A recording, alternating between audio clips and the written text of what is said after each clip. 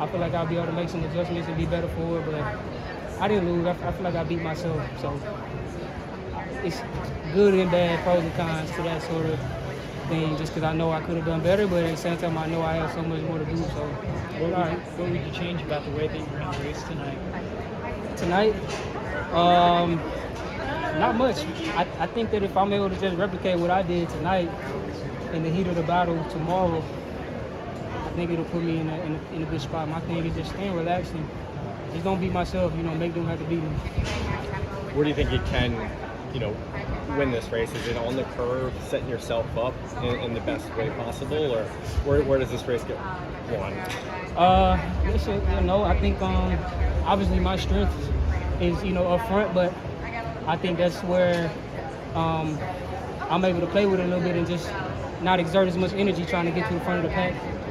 Before, I feel as if like in my 200s, I try to put them away early and just shifting that mentality to where it's just like you still got a whole straightaway to go. So it's like, don't try to rush it up front and put them away early. Just know that it's just like I can run with the best stuff in the world. And so just set it up nicely up front, but relax, and I should be in a good spot coming home. And I feel like that's where my speed will be able to kick in and give me that top push.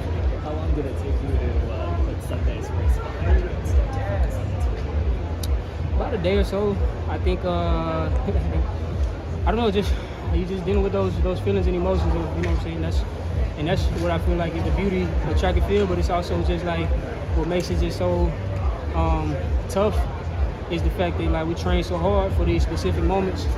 But to me, that's where the stories need to be told. The fact that it's just that's greatness, and not just greatness and when you're winning the accolades, but these moments are so few and far in between, and what you do to be able to put yourself in the best possible situation to be able to come out on top. But even when you lose and when you bounce back, because it's just in football you get a next quarter, you get a next play, a next game, Super Bowl next year. But for us, it's a lot different. So I don't know, man, it's just a part of the sport. And I've been doing it for a while, so you just always come with the territory. You never plan for a failure. And so I feel like I came here and checked off all the boxes, but I know there's so much more that I can do going forward. And so really everything I just said, processing in my head, move on from it, and we got more life to live. Your start has always been so strong. What have you been working on in training to help carry your top speed through the finish line in the 200? Just stay relaxed.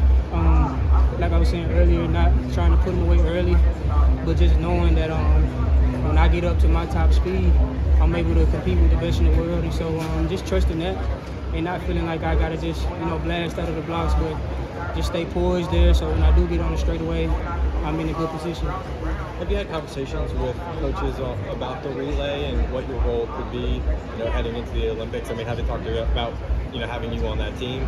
Not really. I think they said they'll announce the team, the 30th. I feel like I should be in a good spot to be there, but you never know. That's why you got to get in that top 3 so you can for sure lock up your spot. But I haven't really talked with the coaches just because, locked in on the 200. Yep. But like I said, I feel like I should be in a good spot, and I think with the speed and the team we'll be able to put together, I think we should be on world record watch. And I feel like I've had different discussions with Mike Marsh throughout the past couple years, but especially this year as well. And I think everybody's on the same page in terms of just the talent that we have to be able to go over the pairs and do something special. So I look forward to it. Just curious question, how do you kind of differentiate your start in the 100 versus what you're doing in the 200, especially in the past 2 rounds? Just staying poised, not feeling like I gotta blast out and just rush it. I think because that's one of my strengths, that's when I feel as if I can play with it a little bit. I don't have to I'm not gonna say not focus on it as much, but I don't have to put so much emphasis on it because I know that's what I have in my back pocket. And so just staying poised through it.